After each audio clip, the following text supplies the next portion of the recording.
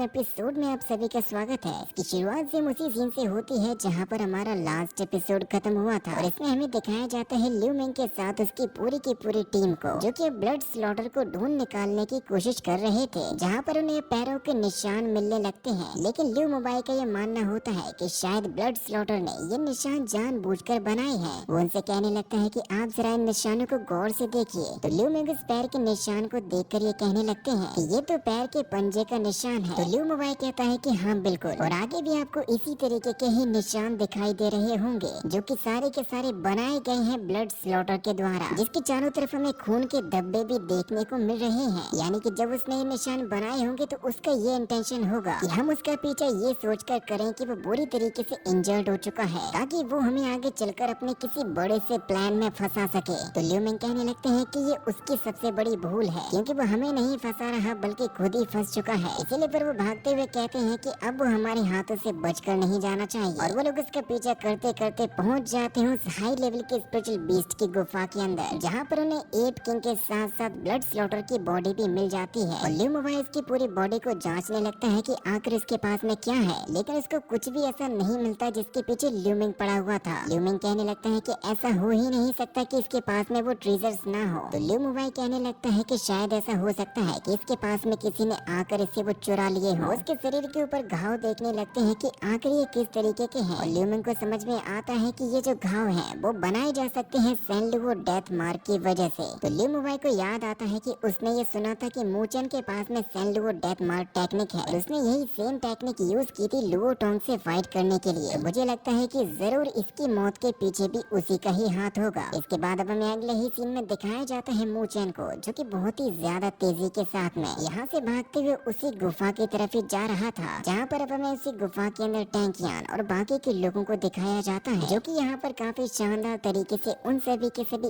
Apps को मार रहे थे। लेकिन उन एप्स की संख्या काफी ज्यादा होती है, इसीलिए थंडर स्क्वाड के साथ में टैंकियान अपनी टीम को बचाकर भागने लगती है। लेकिन ये बीच तो अभी भी उन्हीं के पीछे पड़े हुए होते हैं। इनको रोकने के लिए थंडर यूज करती है अपने विंड ब्लेड को, जो कि एक ही बार में कई सारे एप्स को इंजर्ड तो कर देता है, लेकिन उन्हें हराने के लिए अभी इतना काफी नहीं था, क्योंकि इससे अब वो सभी के सभी और भी ज्यादा गुस्से में आ जाते हैं। टैंकियान के साथ साथ मोलिंग और थंडर स्क्वाड उन सभी को घेर लिया जाता है। टैंकियान कहने लगती है कि ये तो खत्म होने का नाम ही नहीं ले रहे। थंडर भी कहती है कि हाँ, हम लोग काफी ज्यादा देर से फाइट कर रहे हैं, लेकिन इस बार अब हम लोगों को अपनी पूरी जान लगा देनी होगी। अभी एक बीच थंडर के साथियों पर जैसे ही अटैक करने वाला था, तो उसके सामने आ जाता है मोलिंग, जो कि इतने बड़े बीस्ट के अटैक को अकेले ही संभाल रहा था, और उसकी मदद करने के लिए आ जाता है लिंजा, और वो अपने थंडर अटैक से उस बीस्ट को दूर फेंक देता है। लेकिन तभी एक बीस्ट मोलिंग पर भी अटैक कर देता है। तभी टैंकियान की नजर जाती है कि थंडर को बीस्ट ने घेर लिया है, लेकिन साथ ही साथ अब एक बीस्ट उससे भी फाइट करने के लिए आ चुका था। धीरे धीरे करके यहाँ पर जितने भी लोग होते हैं उन सभी के पास में बीस्ट आ चुके थे उन्हें मारने के लिए, क्योंकि एक बीस्ट थंडर स्क्वाड के दो बंदों को उठाकर थंडर और लिंजोंग के ऊपर फेंक देता है, जिससे कि अब ये सभी के सभी बहुत ही बुरी तरीके से भी फंस चुके थे, और उन लोगों के पास में यहाँ से बच निकलने का भी कोई भी रास्ता नहीं था, क्योंकि इस बार अब ये सभी के सभी बीस्ट भागते हुए आकर इन लोगों को मारने वाले थे। थंडर टैंकियन किसी के पास में भी अब हिम्मत नहीं होती उनसे लड़ने की। थंडर कहती है कि आज हमारी जिंदगी का ये आखिरी दिन है, लेकिन जैसे ही ये बीस्ट उन सभी को मारने वाले होते हैं, तभी वहाँ पर एंट्री होती है मूचैन, जो कि बहुत ही शानदार तरीके से उन सभी के सभी बीस्ट को हरा देता है। उसने कम से कम उनकी इतनी हालत तो कर ही देती कि वो उनके ऊपर अटैक नहीं कर पाते, और मूचैन को देखकर उसके सभी के सभी दोस्त भी काफी ज्यादा खुश हो जाते हैं, और वो उन लोगों से कहने लगता है कि तुम लोग ठीक तो हो ना, मैं माफी चाहता हूँ थोड़ी सी देर होने के लिए। लेकिन अब ये बीच दोबारा से खड़े होकर मूचन पर अटैक करने के लिए आने लगे थे। सभी को रोकने के लिए मूचन यहाँ पर निकाल लेता है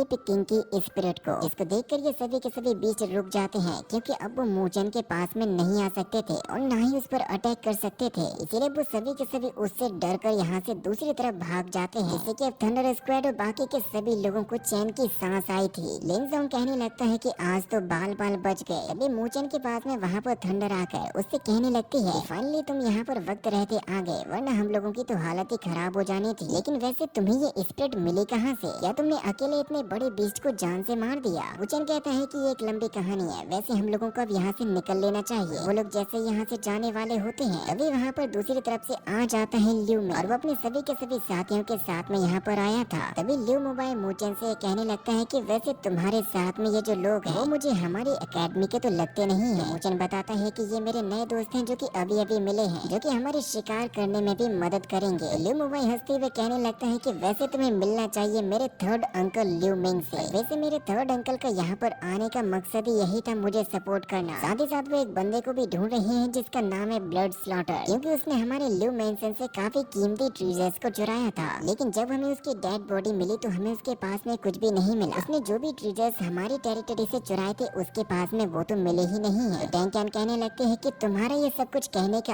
आखिर मतलब क्या है। ल्यू मोबाई कहने लगता है कि मेरा मतलब ये है कि ब्लड स्लॉटर ने मरने से पहले किसी ऐसे बंदे के साथ में फाइट की थी जो कि यूज कर सकता है सैंडवुड डेथ मार्क टेक्निक को, क्योंकि उस टेक्निक के निशान हमें ब्लड स्लॉटर की बॉडी से मिले हैं। और वैसे मूचन हमने सुना है कि तुम भी सैंडवुड डेथ मार्क को यूज करना सीख चुके हो, और मुझे पूरा पूरा यकीन है कि तुम जरूर से वही हो जिसने ब्लड स्लॉटर को मारकर उससे सारे के सारे ट्रेजर्स चुरा लिए। तो मूचन ल्यू मोबाई से कहने लगता है कि तुम जिस बंदे के बारे में बात कर रहे हो बेशक मैं उससे मिला था और वो मुझसे मेरी सारे के सारे स्पिरिट्स को छीन लेना चाहता था, लेकिन वो तो मेरी किस्मत अच्छी थी कि वहाँ पर ड्रैगन लेपर्ड आ गया जिसने ब्लड स्लॉटर के साथ में फाइट करके उसको जान से मार दिया। तो ल्यू मोबाई कहने लगता है कि यानी कि उसके मरने के बाद तुमने वो चीजें उससे चुरा ली। तो मूचन ल्यू मोबाई से कहता है कि जब वो उसके साथ में फाइट कर रहा था तो मैंने तो अपनी जान बचाकर भाग लिया, क्योंकि उनकी ताकत के सामने टिक पाना मेरे बस की बात नहीं थी, और आखिर में कैसे ही वहाँ पर रुकने की हिम्मत भी कर सकता था। तो ल्यू मिंग मूचन से कहने लगते हैं कि अगर तुमने उससे कुछ लिया भी है तो कोई बात नहीं, अब तुम शराफत से हमारी वो चीज हमें लौटा दो, मैं तुम्हारा एहसान कभी भी नहीं भूलूंगा, और उसको लौटाने पर साथ ही साथ मैं तुम्हें अपनी फैमिली की तरफ से रिवॉर्ड्स भी दूंगा। लेकिन मूचन अभी भी उनको नकारता है कि मैंने ब्लड स्लॉटर से कुछ भी नहीं लिया, मेरे पास में जो भी है वो सब कुछ मेरी मेहनत से कमाया हुआ है, ना तो वो ब्लड स्लॉटर का है और ना ही तुम्हारा। तो ल्यू मिंग कहता है कि अगर ऐसा है तो मुझे एक बार चेक कर लेने दो, और वो मूचन के ऊपर एक काफी पावरफुल अटैक करने वाला होता है। लेकिन तभी यहाँ पर उसको रोकने के लिए आ जाते हैं मास्टर मो, और वो ल्यू मिंग से कहने लगते हैं कि आखिर तुम यहाँ पर क्या कर रहे हो। मास्टर मो को देखकर सभी के सभी लोग उनको ग्रीट करते हैं। ल्यू मिंग सोचने लगता है कि वो मास्टर मो के सामने तो कुछ भी नहीं कर सकता, इसीलिए उसको भी उनके सामने सर झुकाना ही पड़ता है, और कहने लगता है कि हमारे बीच थोड़ी सी मिसअंडरस्टैंडिंग हो गई थी, क्योंकि हमें पूरा यकीन है कि मूचन ने ब्लड स्लॉटर से हमारी चीज को ले लिया है, मैं उससे अपनी उसी चीज को ही मांग रहा था। तो वो टैंकियान अब ल्यू मिंग से चिल्लाते हुए कहने लगती है कि हमने तुम्हारी किसी भी चीज को नहीं उठाया, अपनी चीज के बारे में जानना है तो ब्लड स्लॉटर के पास में जाओ, उसी के पास में तुम्हें सब कुछ मिलेगा। और आखिर क्यों तुम ये बेबुनियादी इल्जाम मूचन के ऊपर लगा रहे हो। और ब्लड स्लॉटर का नाम सुनकर मास्टर मो भी चौंक जाते हैं, और ल्यू मिंग से कहने लगते हैं कि आखिर तुमने ब्लड स्लॉटर को हमारे ट्रेनिंग के एरिया में आने भी कैसे दिया,